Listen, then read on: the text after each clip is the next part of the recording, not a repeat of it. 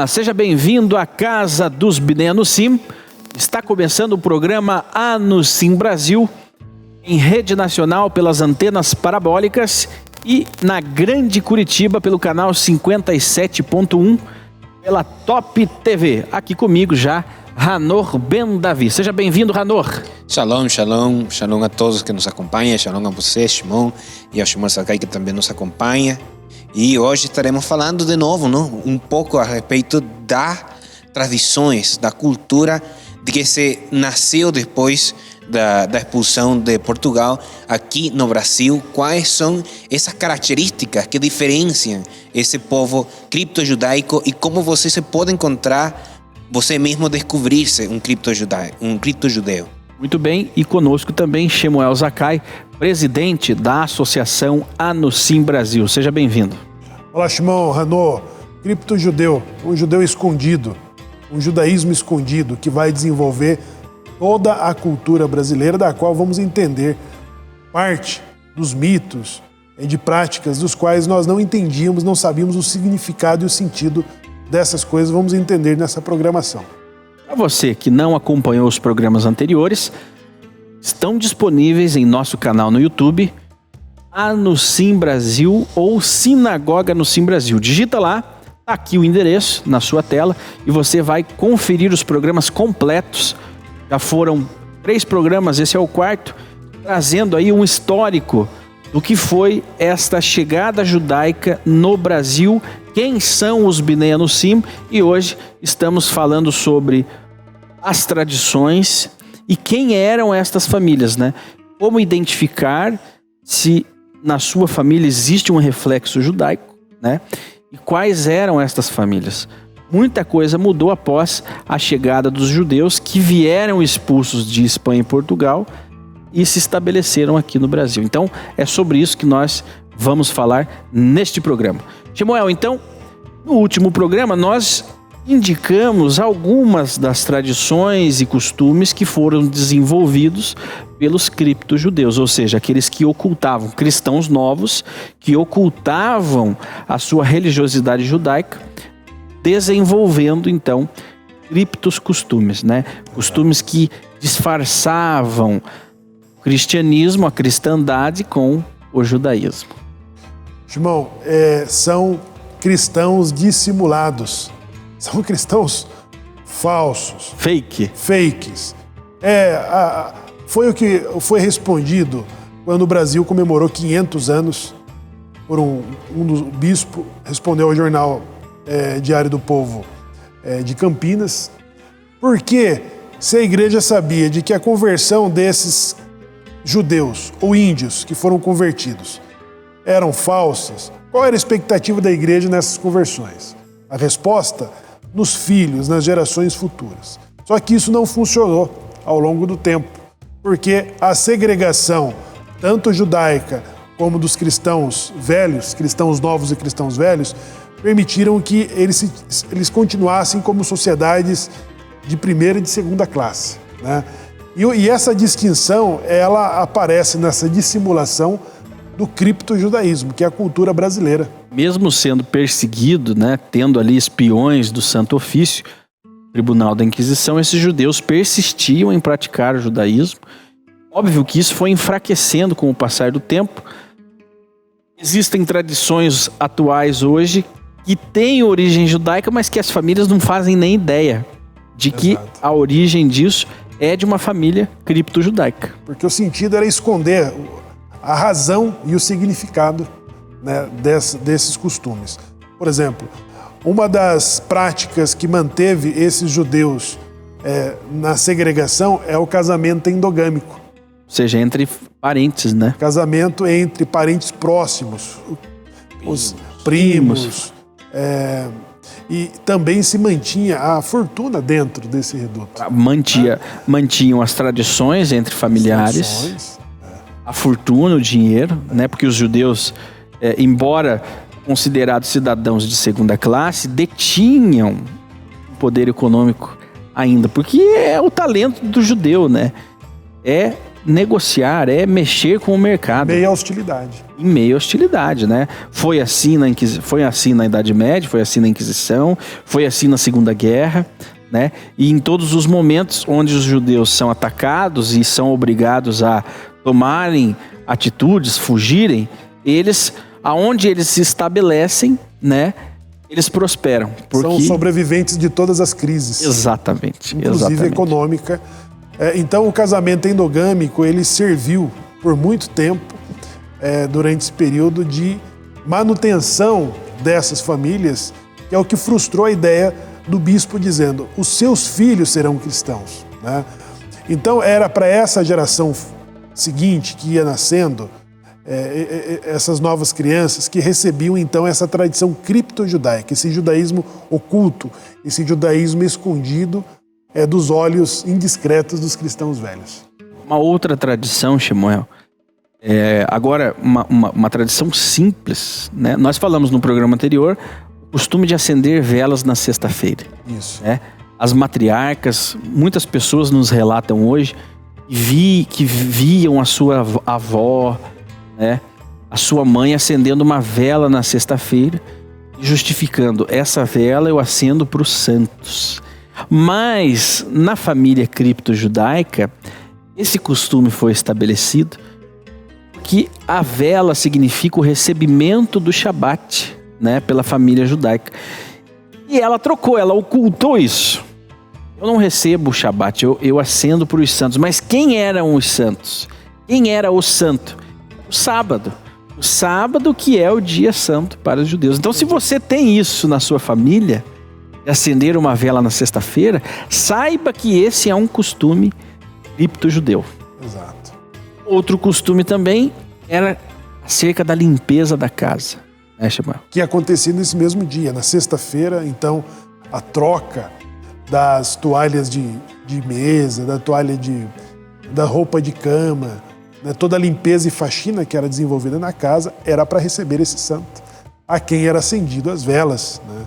Então, até hoje, muitas famílias de cristãos têm o comportamento de fazerem a faxina, a limpeza nas sextas-feiras. Tem muitos testemunhos de pessoas maiores já, de idade avançada agora, na atualidade, que falam que seus avós ou seus pais, eles tinham a costume de, quando eram crianças, mandar eles sair e ver se tinha no céu, já tinha estrelas, já tinha pelo menos 1 ou 3 estrelas para eles voltarem a seus pais e falarem que se tinha ou não tinha, não? E é uma costume de que, para o judeu poder começar a reza da noite, o Arvid, e inaugurar esse processo de Shabbat, tinha que ter pelo menos 3 estrelas no céu, não? Então criou-se aí uma cerca para as crianças não demonstrarem mais isso, a contagem das estrelas, que se apontasse o dedo para o céu, para uma estrela, nasceria uma verruga no dedo. Exato. Né? Então, isso fazia com que as crianças não entregassem a prática judaica daquela família. Era um costume, era uma tradição judaica no qual os inquisidores estavam de olho o tempo todo para tentar identificar a prática do judaísmo. Se aparecesse apontando para o dedo as estrelas, estava denunciando para o cristão velho que estava recebendo o sábado, porque ele começa com a presença das 3 estrelas. Então a verruga inibia a criança, né? Nascer a verruga no dedo ao apontar, inibia a criança de se autodenunciar. E as tradições eram muitas. Nós temos mais tradições relacionadas à alimentação. Colocar sal na carne antes de cozinhá-la também é um processo de cacherização. Exato. Do sangue, tirar o sangue da carne. É um processo que o judeu faz para tirar, para que a carne se torne comestível, não? Ritualmente comestível. Então tem muitas casas, tem muitas famílias que utilizam esse mesmo método antigo, não? Mas que representa isso, o criptojudaísmo. Que na limpeza da casa, eles não varriam a casa de dentro para fora. Sempre eles varriam a casa de fora para dentro. Ou seja, o lixo não passava pela porta. Por que, Shimon? Por que não passava? Bom, não passava pela porta porque na porta da casa de todo judeu é fixada uma mezuzá, o shin, que é um termo muito sagrado, e que passar com lixo naquele lugar profana a mezuzá. Então, para não denunciar que estão protegendo a mezuzá da porta, eles criaram a cultura de que passar com lixo pela porta espanta a riqueza, varre a fortuna para fora. Exatamente isso. Algumas coisas foram confundidas com crendices, né? De azar. Não faça isso porque dá azar. Uma tradição também, um costume cripto-judeu era cobrir os espelhos, né? Cobriam os espelhos. Por quê? Porque o judeu, quando havia um falecimento, é uma tradição até hoje, cobrir os espelhos da casa. Também, Shemuel, o ser enterrado direto no solo com a mortalha, que na verdade o judeu conhece como o seu quitel, que ele casa, né, que ele celebra Yom Kippur, Rosh Hashanah. Quando ele morre, ele era envolto no seu quitel e no seu talit. E aqui aí os cripto-judeus criaram a mortalha, muito usado essa tradição no Nordeste. Ainda usada no Nordeste. E que quando morria alguém também cobriam os potes, né? Além dos espelhos, os potes, os recipientes com água eram cobertos em respeito ao estado de luto observado pelas famílias, né? E totalmente desconhecido dos cristãos velhos. Então, esses costumes, essa criptografia, né, de costumes foi realizada justamente para dificultar a identificação da prática do judaísmo. Em Portugal, Shemuel, hoje é sabido que algumas famílias tinham o costume de construir casas germinadas. Sim. Né? Por quê? Porque era a forma de elas se locomoverem, né, ali no lugar onde elas estavam, no Shabat. E muitas faziam depois no subsolo as suas esnogas, né, as suas sinagogas familiares, ocultas, e ali elas realizavam serviços sagrados de Shabat. Mas os cristãos velhos não viam aquela movimentação, porque uma casa era ligada a outra. Então as passagens eram entre as casas. Eram passagens secretas, né? Secretas entre as casas. E aí, como se casavam entre famílias, né? As mikvayotes, né? Que é um tanque de banho ritual que também facilitava nessas passagens entre as casas, que era o lugar onde a mulher casada faz o seu banho ritual, o seu banho de purificação. E preenchido com água de chuva, né? Então ficavam escondidos normalmente atrás de uma parede falsa. Era uma das tradições, inclusive o hotel na Bahia foi encontrado recentemente uma mikve, né, datada exatamente desse período. Samuel, uma tradição também, aí conforme a religiosidade católica foi se desenvolvendo no país, no Brasil, as tradições cristãs também se desenvolveram. Vocês já devem ter ouvido falar sobre aquela casinha, aquele santuário onde ficava ali a santa. Exato. Cristã, o oratório, né? O oratório.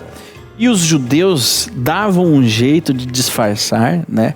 Marcando aquele oratório, ou seja, de santificar aquilo, né? Com uma letra hebraica embaixo. Exato. Daquele oratório. Muitas famílias hoje que são do Nordeste, que estão no Nordeste, identificam. Ainda tem, né, esses objetos. Ainda tem esses objetos em casa, que foi passado de geração em geração aí, entre as famílias. Então o oratório continha uma imagem de uma santa, né?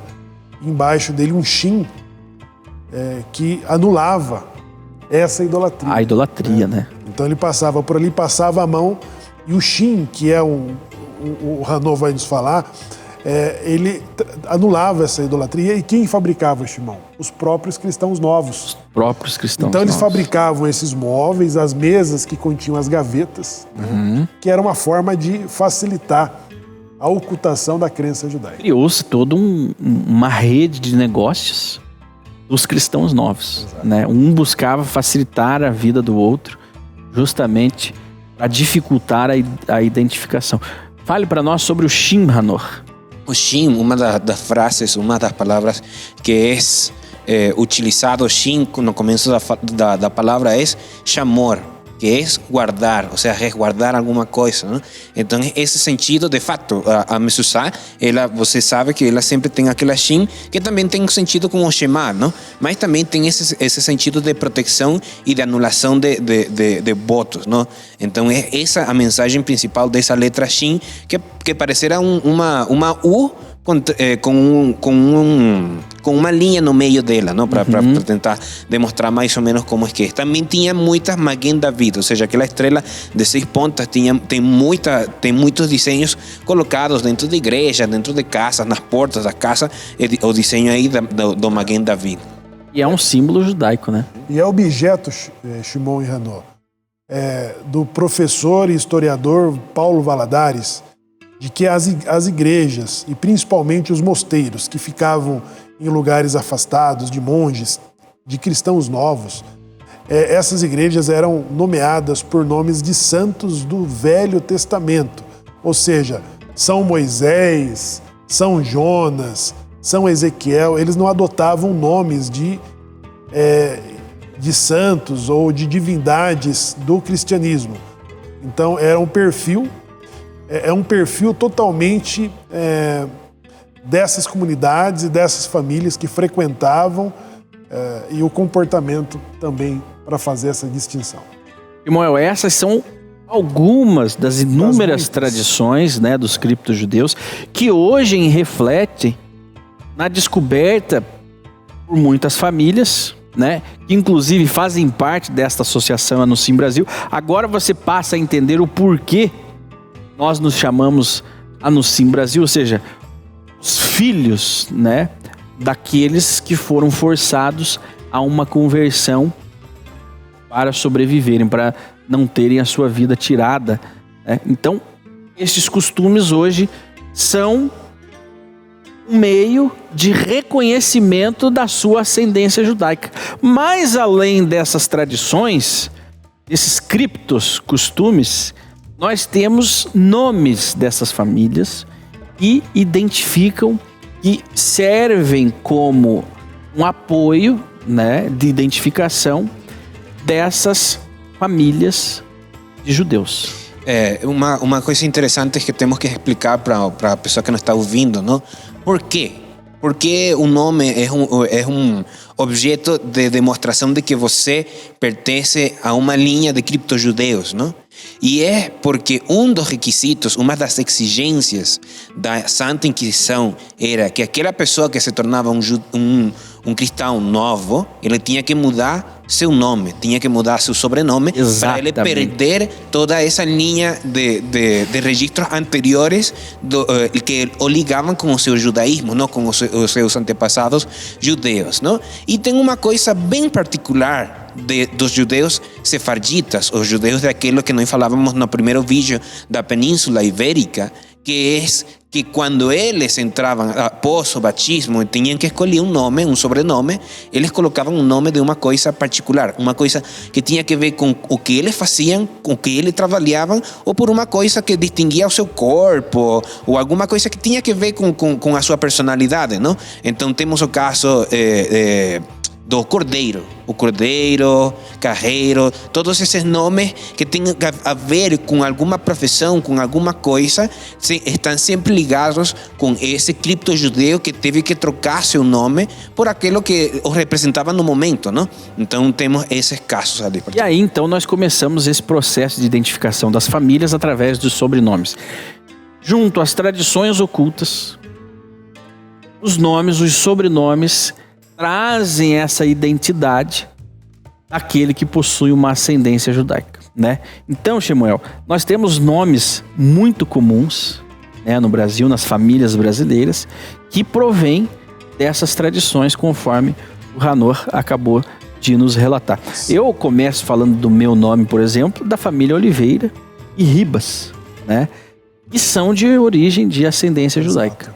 São os famosos judeus da Silva, né? Os judeus da Silva, que também não é só uma ironia, né, mas é um nome tão comum, né?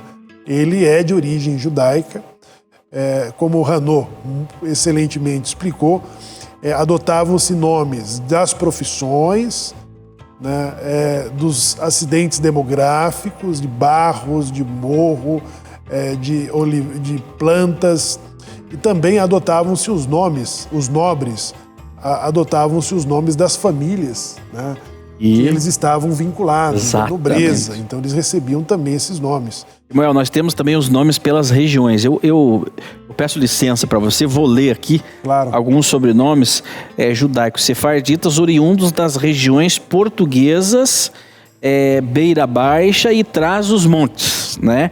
Amorim, Azevedo, Álvares, Avelar, Almeida, Barros, Basto, Belmonte, Bravo, Cáceres, Caetano, Campos, Carneiro, Carvalho, Crespo, Cruz, Dias, Duarte, Elias, Estrela, Ferreira, Franco, Gaiola, Gonçalves, Guerreiro, Henriques, Josué, Leão, Lemos, Lobo, Lombroso, Lopes, Lousada, Macias, Machado, Martins, Mascarenhas, Matos, Meira, Melo e Canto, Mendes da Costa, Miranda, Montesino, Mourão. Nós temos o vice-presidente Mourão, né? Moreno, Mourões, Mota, Moucada, Negro, Nunes, Oliveira, Osório, Paiva, Prado, Pilão, Pina, Pinto, família Pinto tradicionalíssima, né? Exato. Pessoa, Preto, Pizarro, Ribeiro, Robes, Rodrigues, Rosa, Salvador, Souza, Torres, Vaz, Viana e Vargas. São sobrenomes provenientes apenas de uma das regiões de Portugal. Nós temos uma lista imensa e no decorrer dos programas nós vamos trazendo aqui essas listas, né, de nomes de judeus. Ao fazerem a sua conversão, como bem diz Hanor, eram obrigados a trocar de nome, então associavam os seus nomes às suas funções, regiões e famílias. Os cristãos novos também adotavam nomes de cristãos velhos, então tem José Maria, nomes de divindades inclusive que era uma forma de convencer, né, de que era um cristão novo. Agora, esses nomes são confirmados por genealogistas através de registros de batismo, registros de casamento, registros de sepultamento, né, de como chegaram. Então, é a forma e os processos das Torres do Tombo, né, que permite hoje, com muita facilidade, você traçar um mapeamento. Você que tem um desses sobrenomes citados aqui pelo Shimon e de muitos outros, daquilo que se constituiu, inclusive pelo historiador Paulo Valadares, o dicionário de sobrenomes sefaradim. Exatamente, que está disponível aí nas esses livrarias. Nomes que constam no dicionário, eles são fundamentados através desses registros, estabelecidos em todos os tempos, que permite mapear por onde passaram os seus parentes, os seus ancestrais, os seus antepassados, que dá origem a você de um cripto-judeu, de um cristão novo, de um bineno simples. Tudo isso faz parte de uma história não contada, uma história não revelada, algo que passou batido aí das academias brasileiras, né? E este programa, esta associação, esta comunidade vem até você para te contar aquilo que não foi contado para você e para os seus antepassados.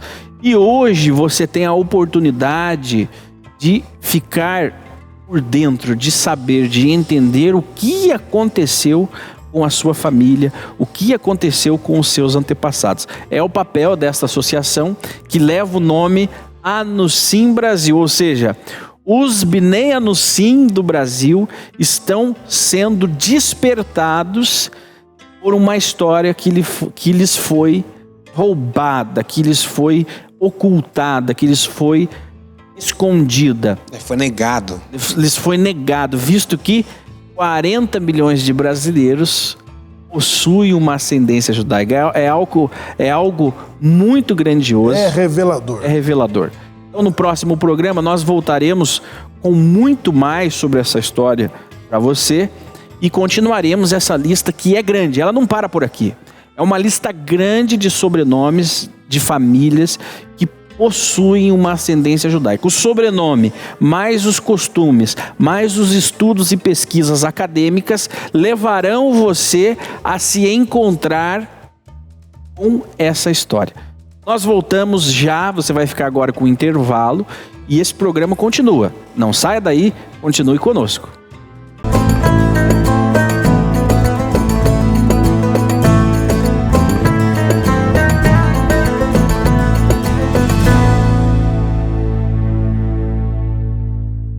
Nós temos o nosso portal Anusim Brasil, um portal de notícias, trazendo a você diariamente notícias de Israel. Acesse no site que aparece no seu vídeo e também no aplicativo Anusim Brasil. Se você não tem o aplicativo instalado no seu smartphone, baixe agora no seu App Store ou no seu Play Store e receba todas as informações, todos os conteúdos na palma da sua mão.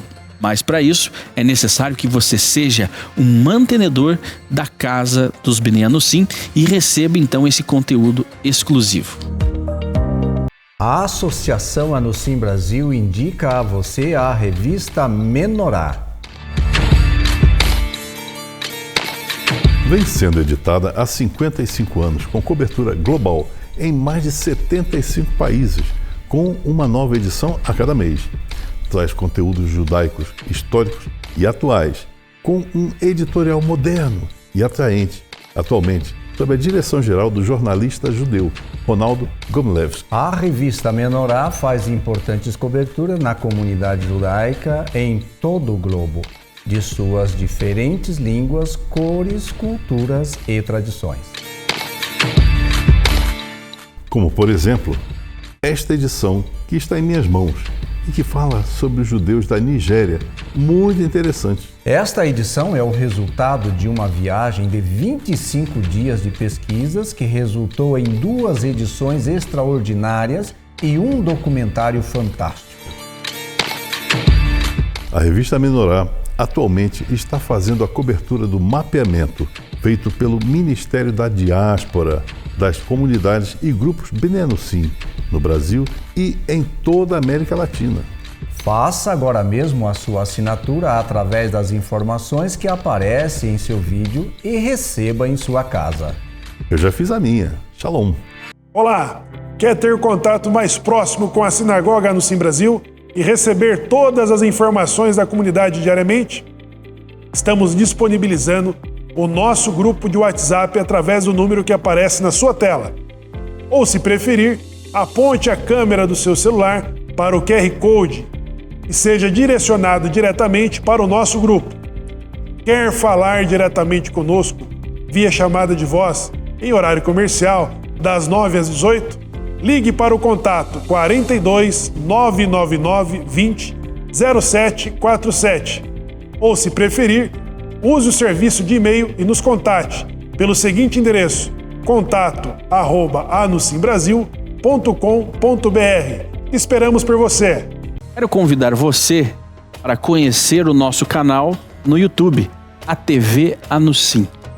Acesse no link que aparece no seu vídeo ou aponte a câmera do seu celular para este QR Code, seja direcionado diretamente para o nosso canal. Este canal proporciona a você programações diárias em vídeo. Acesse, inscreva-se no canal, ative as notificações. Anusim Brasil no YouTube ou Sinagoga Anusim Brasil. Você encontra a página oficial da Sinagoga Anusim Brasil no Facebook, também com publicações diárias e novidades, e também temos toda a rede de amigos e associados ligados ali no Facebook Anusim Brasil, que serve como ferramenta de compartilhamento de nossos conteúdos. Mantenha contato conosco através destas ferramentas, das redes sociais, e fique ligado, fique por dentro das principais novidades e acontecimentos da Sinagoga Anusim Brasil. A Casa dos Bnei Anusim está contando a história que nunca foi contada. A nossa história, dos Bnei Anusim. Por isso, convido você, telespectador, para participar da realização e da manutenção deste programa. Seja um patrocinador da nossa programação e contribua com este projeto de conscientização dos milhares de brasileiros que possuem uma ascendência judaica e que aguardam um despertar de suas almas. Faça sua doação através dos dados que aparecem na sua tela. Shalom!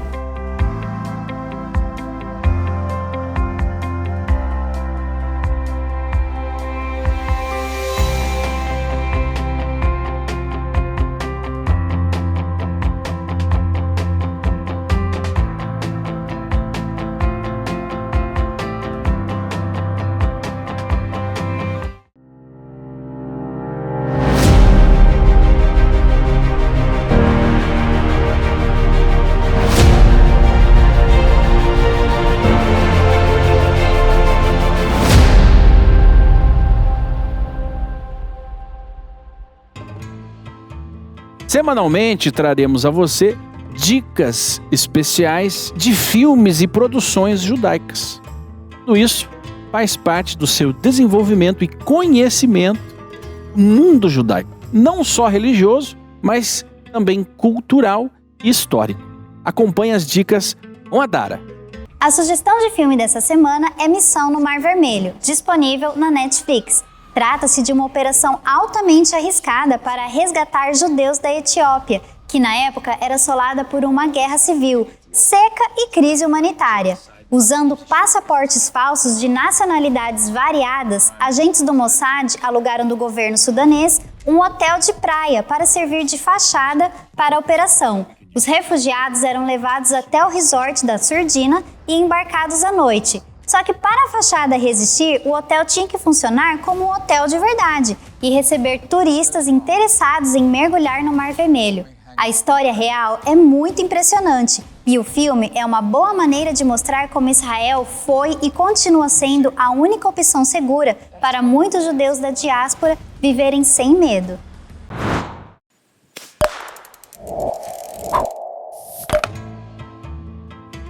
Todas as semanas, o programa No Sim Brasil trará a você o melhor dos salmos.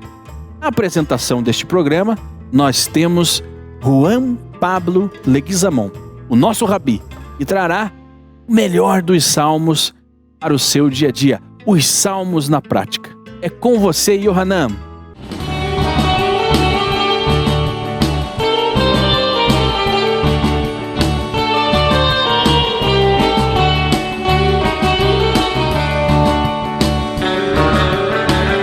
Shalom aos nossos prezados que nos assistem.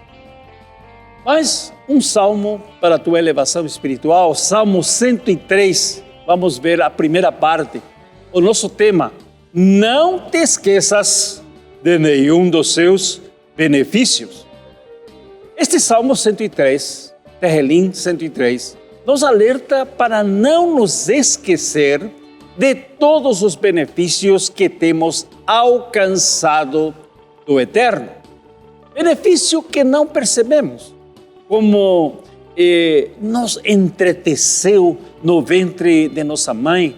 Quase todos nasceram com perfeição.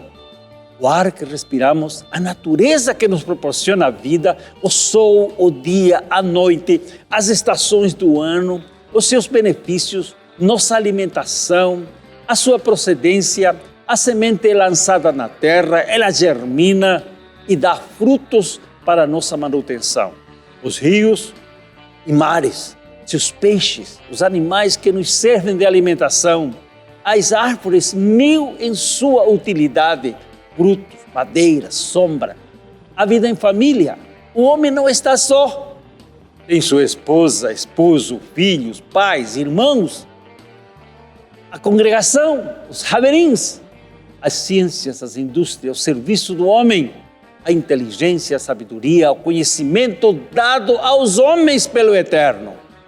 Um dos maiores benefícios, as mitzvot, que regulam o comportamento e a conduta humana. Com estes estão divididos em 365 leis negativas, correspondendo aos números de dias do ano solar, que é como se cada dia dissesse: não cometa nenhuma transgressão hoje. Mais 248 ordenanças positivas relacionadas ao número de ossos e órgãos importantes no corpo humano. Isto é como se cada membro dissesse à pessoa: cumpra um preceito comigo. Estes são benefícios para o homem. Aprender como se conduzir na presença de Hashem. Qual é o mandamento neste salmo? Não te esqueças de nenhum dos suas benevolências. Quantos milagres! Desde a nossa concepção, quantas gestações não nasceram? Você nasceu, tua esposa nasceu, teus filhos nasceram. Quantos e quantos? São benefícios que não podemos nos esquecer. O que diz os primeiros 4 versículos? Bendize, minha alma, ao Eterno, e tudo que há em mim, bendiga o seu santo nome. Bendize, minha alma, ao Eterno, e não te esqueças de nenhum dos seus benefícios. Ele que perdoa todas as tuas iniquidades, que sara todas as tuas enfermidades, que redime a tua vida da perdição, que te coroa de benignidade e misericórdia, que parta a tua boca de bens, de sorte que a tua mocidade se renova como o da águia. Primeiro, bendize, minha alma, a Hashem. Agradecer, sentir-se feliz pelos benefícios recebidos do Eterno. Tantas são as benesses que bendizer seria louvá-lo, enaltecê-lo, reconhecê-lo e servir-lhe. Segundo, tudo que há em mim, bendiga o seu santo nome. Toda a condição que temos dentro de nossos sentimentos, emoções, estado de espírito, felicidade, ventura, sucesso, saúde, bem-estar, tudo enalteça ao Eterno, o seu santo nome. Terceiro, quais os benefícios exalados neste texto que não podemos esquecer? Ele é que perdoa todas as suas iniquidades. Seria este um dos maiores benefícios espirituais, saber que nossos pecados, ofensa, rebeldia, desobediência, mau caráter, mau caminho, falta de fé, de fidelidade e lealdade para com Ele, Ele perdoa. E confirma Isaías: eu mesmo sou o que apago as tuas transgressões por amor de mim, e dos teus pecados não me lembro. Uma das maiores misericórdias do Eterno, apagando nossas faltas, nos conecta com Ele, nos cobrindo com a sua Shekinah. Não tem coisa maior do que ter shalom com o Eterno. Ter uma consciência sem remordimento, sem acusação, sentir-se perdoado e abençoado. A mensagem para hoje: não te esqueças de nenhum dos seus benefícios. Agradeça ao Eterno. Yohanan Shaul seja um mantenedor deste veículo de bênção para a tua vida. A TV Anusim Brasil.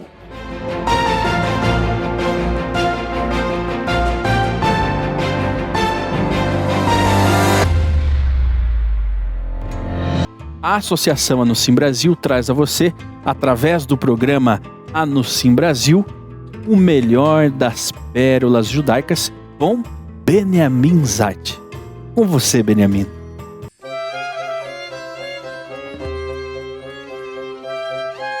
A grande parceria por Rabino Yonatan Sachs, Zikaron Lebraha, bendita a sua memória.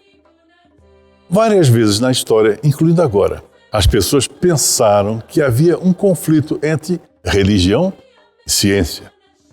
Na época de Galileu, quando a religião era mais forte das duas, a crença religiosa era usada para rejeitar a ciência. Hoje, quando a ciência é mais forte, é usada, às vezes, para rejeitar a religião. Na verdade, porém, toda esta ideia é equivocada. Religião e ciência são duas coisas completamente diferentes. E uma não nega a outra. São tão diferentes como poesia e prosa, ou canção e discurso, ou um retrato da pessoa e uma tela de computador. A mente humana é capaz de fazer duas coisas bem diferentes. Uma é a capacidade de parcelar as coisas em suas partes constituintes e ver como elas se misturam e interagem. Isso é chamado com frequência de pensamento do cérebro esquerdo. E o melhor exemplo é a ciência. O outro, geralmente, é chamado de pensamento do cérebro direito. É a capacidade de juntar os eventos para que eles contem uma história. Ou juntar as pessoas para que elas formem relacionamentos. O melhor exemplo disso é a religião. De forma mais simples, a ciência separa as coisas para ver como elas funcionam. A religião coloca as coisas juntas para ver o que significam. E precisamos das duas. Da mesma maneira que precisamos dos dois hemisférios do cérebro. A ciência é sobre a explicação, a religião é sobre a interpretação. A ciência analisa, a religião integra. A ciência separa as coisas em suas partes componentes. A religião junta as pessoas em relacionamento de confiança. A ciência nos diz o que é. A religião nos diz o que deveria ser. A ciência descreve, a religião inspira, acena, chama. A ciência pratica o destacamento. A religião é a arte de juntar ser com ser, alma com alma. A ciência vê a ordem subjacente do mundo físico. A religião escuta a música por trás do ruído. A ciência é a conquista da ignorância. A religião é a redenção da solidão. A ciência separa as coisas para ver como elas funcionam. A religião coloca as coisas juntas para ver o que significam. Uma maneira de ver a diferença é pensar sobre seu relacionamento com o tempo. A ciência procura causas de eventos e uma causa sempre vem antes do seu efeito. Como a janela que se quebrou porque atirei uma pedra nela. Primeiro venho atirar a pedra, depois vem a quebra da janela. A ciência olha o efeito para a causa. No entanto, a ação humana está sempre olhando para frente. Por que eu atirei a pedra? Porque eu queria acordar alguém que estava dormindo para avisar que o edifício vizinho está pegando fogo. Uma ação sempre procura abordar algo no futuro. E é onde a religião vem como nosso guia mais profundo para o futuro.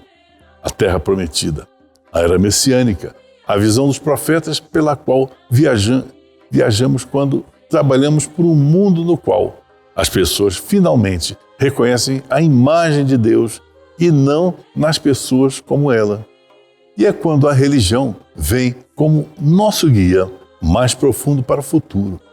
A Terra Prometida, a Era Messiânica, a visão dos profetas pela qual viajamos quando trabalhamos por um mundo no qual as pessoas finalmente reconhecem a imagem de Deus, não nas pessoas como elas, e assim colocam um final na violência e na guerra.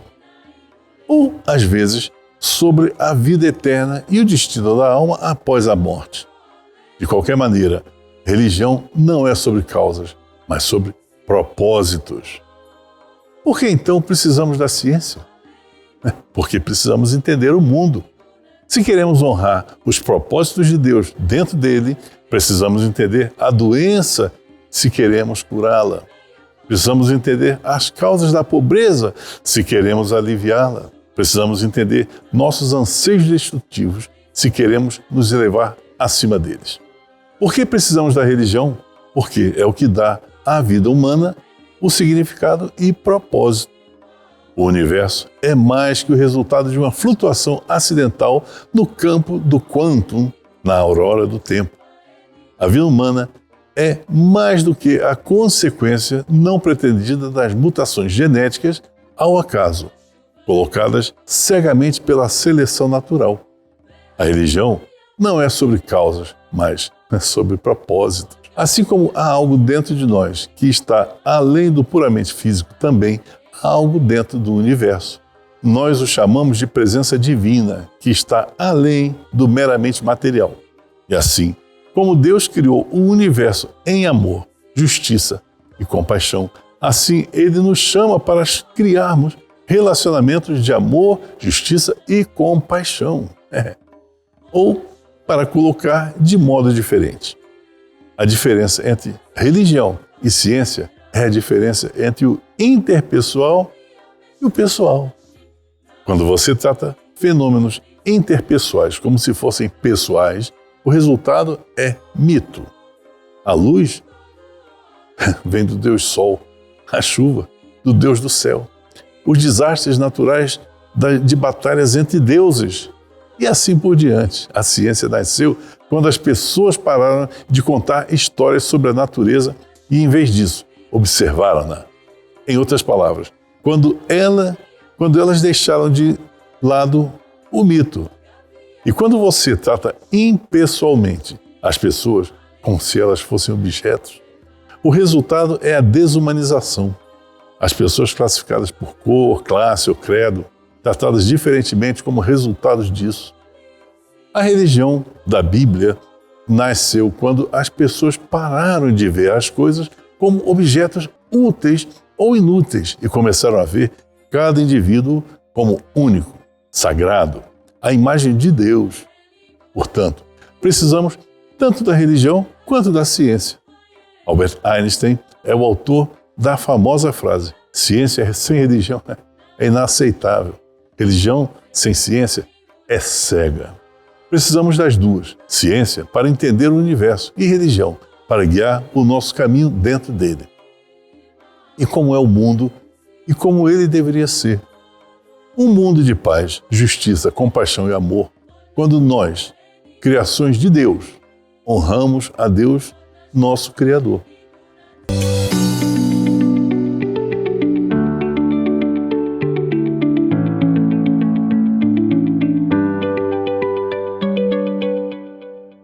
O programa no Sim Brasil continua e agora eu apresento a vocês nosso quadro Ética Judaica com Yoel, trazendo os melhores comentários sobre esse assunto que é tão importante dentro do judaísmo. É com você, Yoel. Shalom, sejam bem-vindos à Casa dos Berenos. Sim, vamos falar sobre Hanukkah. O rabino Shimshon viveu aproximadamente 90 anos na Alemanha, em épocas que reinava o vazio espiritual. Ele muito fez para fortalecer o judaísmo, o estudo da Torá, o cumprimento das mitzvot, os mandamentos. Quando correntes discordantes da Sagrada Torá, principalmente dos iluministas, que combatiam-na com fervor, em seu livro, Horev, escreve: as velas de Hanukkah são testemunho vivo da existência do povo de Israel em sua cultura na diáspora. Na época em que ocorreu o milagre de Hanukkah, os gregos impurificaram o azeite que era necessário para acender a menorá, o candelabro que existia na Beit HaMikdash. E foi encontrado somente um recipiente com pequena quantidade de um azeite puro, que era usado para acender a chama, com lacre do Kohen Gadol, o que garantia a pureza do azeite, suficiente para acender a menorá durante apenas um dia.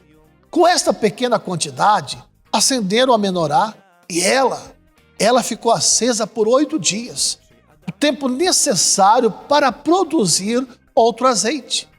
O intuito dos gregos era helenizar o povo de Israel, para que este assimilasse a filosofia grega, a cultura grega, que pregava ser o desenvolvimento do corpo mais importante do que o desenvolvimento do espírito.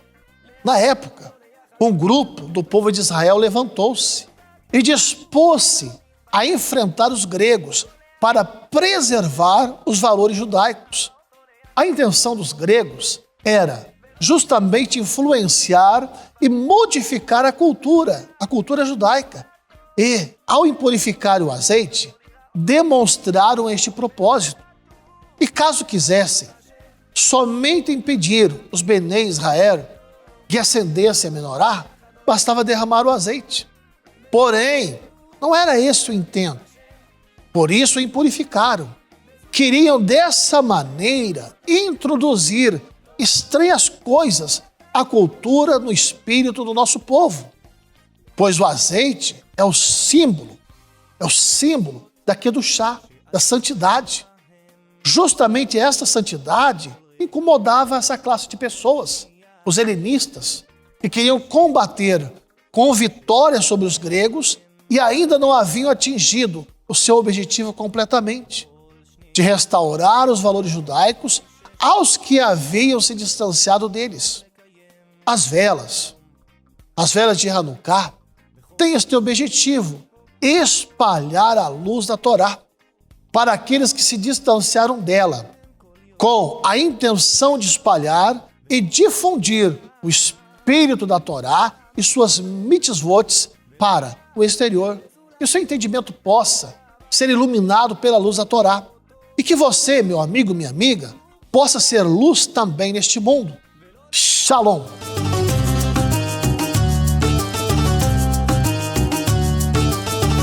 A Associação Anuncim Brasil se expandiu e hoje se encontra em diferentes cidades. Nossa sinagoga já está na capital paulista, na Avenida Paulista, próximo ali à Consolação. Também estamos na capital do Paraná, em Curitiba, no centro da cidade. Também é fato que estamos em Criciúma, Santa Catarina, bem como na cidade de Imperatriz, no Maranhão. E também estamos em Campinas, no estado de São Paulo. Na cidade de Campinas você encontra uma sinagoga Anuncim Brasil. Também no Distrito Federal, em Brasília, você pode participar do nosso Minyan, da comunidade ali constituída, como também no Paraná, ainda em Ponta Grossa, próximo a Curitiba, da onde produzimos os nossos conteúdos. Além de todas estas cidades onde nós temos sinagogas já estabelecidas e prontas para recebê-lo, nós estamos em centenas de cidades com os nossos representantes.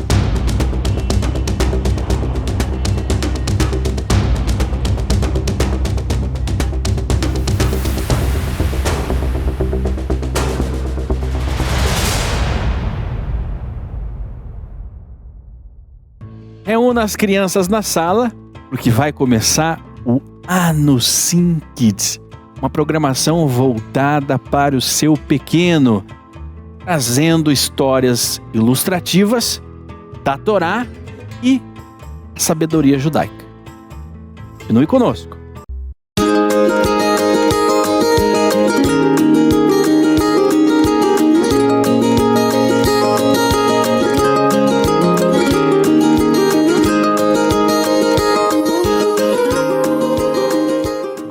Shalom, crianças! Sejam bem-vindos ao Espaço Anuncim Kids.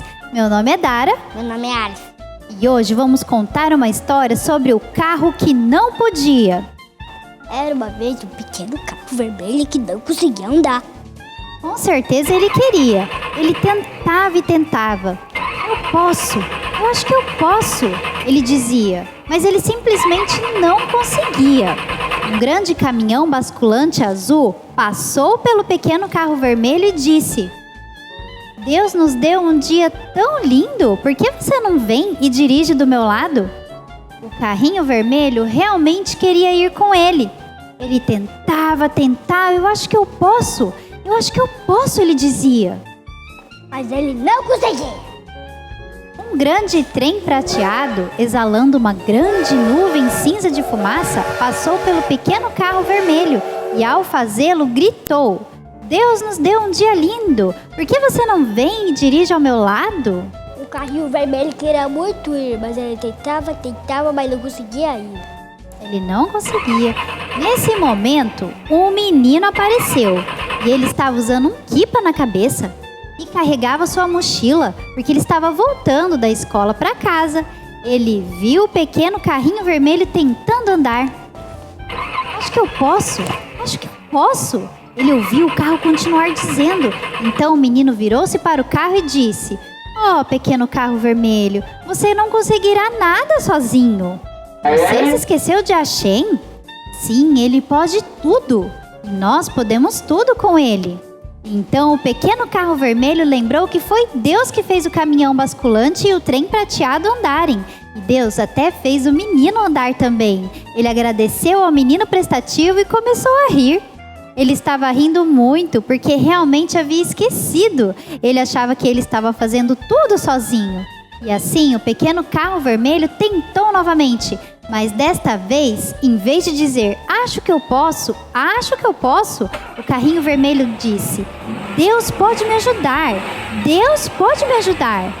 Zum! Lá foi ele, alegre e confiante, com sua grande fé no Eterno. Quando tudo parece difícil, peça a ajuda do Eterno.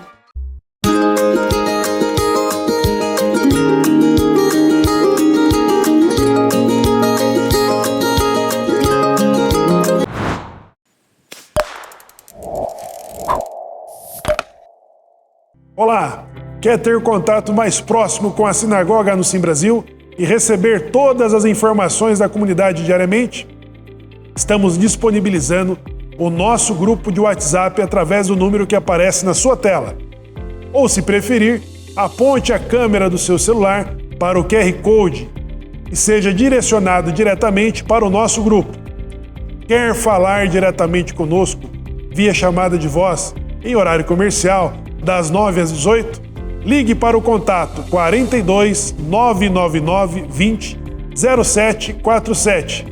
Ou, se preferir, use o serviço de e-mail e nos contate pelo seguinte endereço: contato@anusimbrasil.com.br. Esperamos por você! A Casa dos Bené no Sim está contando a história que nunca foi contada. A nossa história dos Bené no Sim. Por isso, convido você, telespectador, para participar da realização e da manutenção deste programa.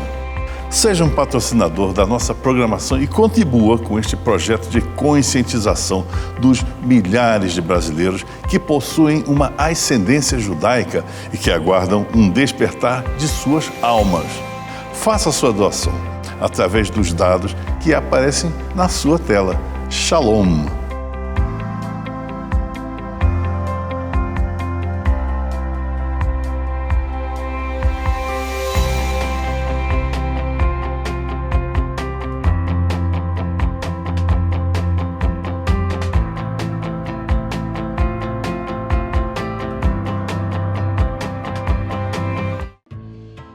E aí, gostou do nosso programa? Faça contato conosco, entre em nossos canais e esteja ligado aqui na próxima semana, neste mesmo horário, às 20 horas, na Top TV, através das antenas parabólicas para todo o Brasil e para a Grande Curitiba, do canal 57.1. Esperamos por você na próxima semana. Shalom!